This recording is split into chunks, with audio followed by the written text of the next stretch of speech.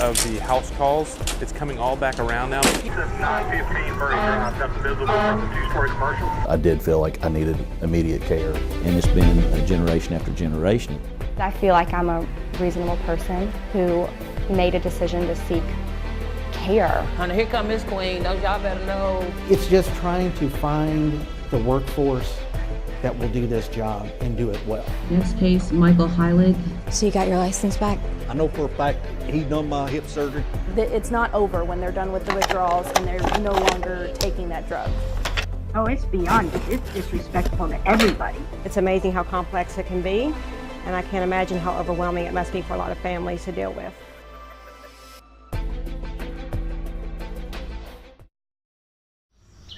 Isn't this a pretty piece of Jessamine County? Me and my family, we own like 60 acres of land here. It took Dwayne Stinnett years to build his home here. Everything is just how he wanted it. We really enjoyed it until 2015. What happened in 2015? This bunch moved in. Here's the bunch he's referring to. They start anywhere around from 5 to 20 acres or something, and they'll do this right here till 10:30 or 11 at night. It's hard to count them all. Dwayne says there's at least 300. Most are tied up to plastic barrels.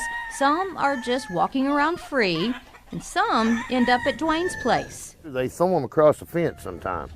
It happened in the short time we were there. Dwayne says they get into his garden, but just as bad, they get in his head. Sometimes it'll give you a headache, and I feel like that you're entitled to peace and quiet, not constantly disturbed, you know.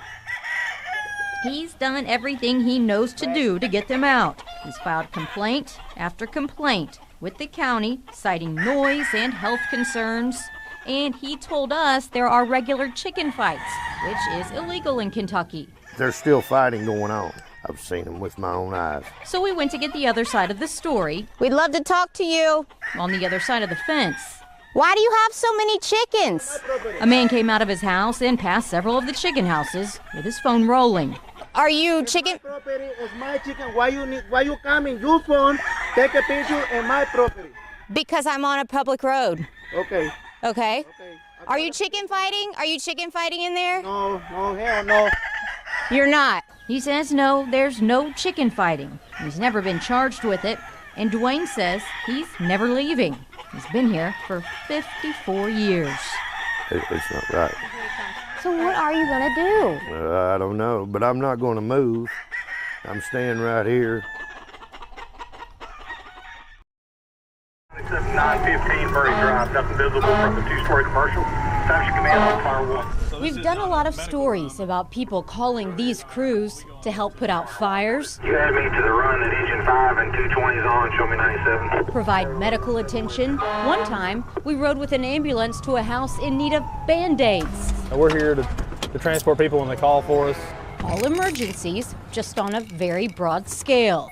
Here's how busy these 12 crews are. In 2013, Lexington Fire and EMS made 33,500 ambulance runs. In 2017, they made 48,000 ambulance runs. That's a 44% increase. And that's why we wouldn't pay much attention to this Lexington Fire SUV with no lights or sirens, no big rush. The old idea of the house calls, it's coming all back around now. You were kind of an untapped resource. It's a resource that we know they can do a lot more than they've been asked to do in the past. This crew is part of Lexington's pilot program called Community Paramedicine.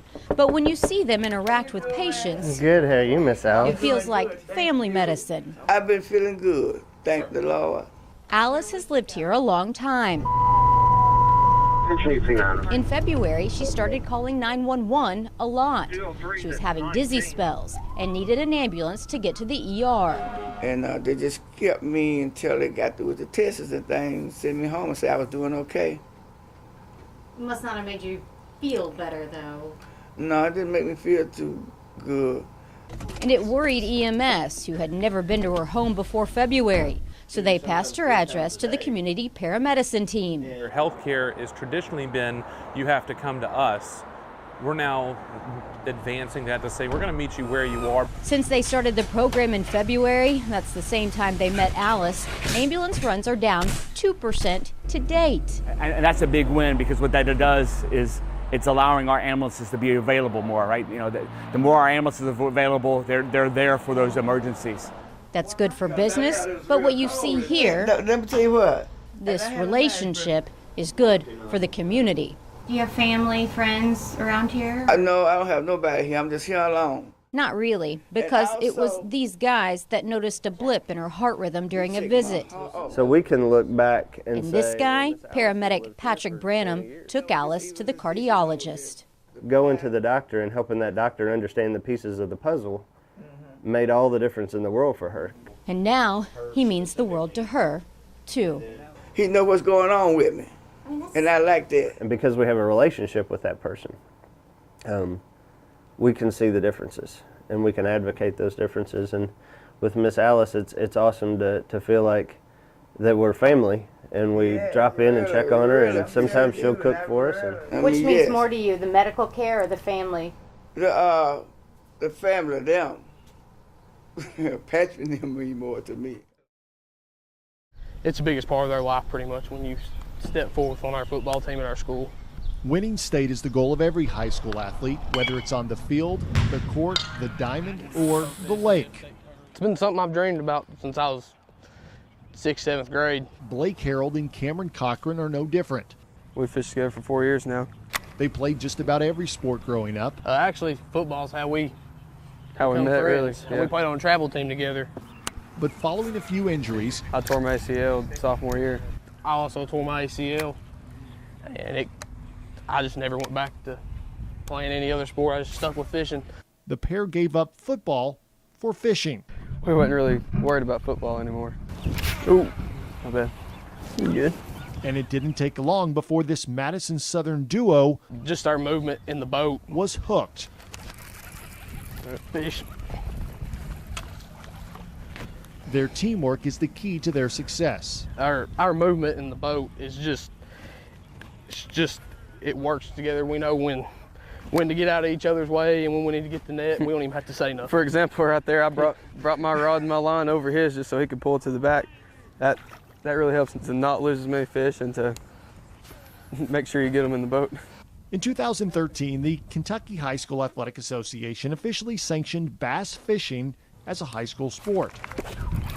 Got it? Yeah. And since then, its popularity has grown by the boatloads. And hopefully we can get just a little bit bigger size at Kentucky Lake this week. This weekend, 160 anglers from across the Bluegrass State will motor to Kentucky Lake for the state competition. Last year I was thinking, I kind of wish this year was our senior year, because it's going to be hard to top that off. A year ago, Blake and Cameron finished runner-up at state. Already this year, they've won the Student Angler Federation state title, but they've got their focus set on the one that got away, I missed him. the KHSAA state title.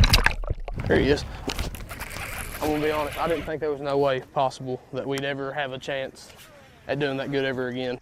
The only way to top it off is to win, so that's what we've done. I'd love for something like that to happen.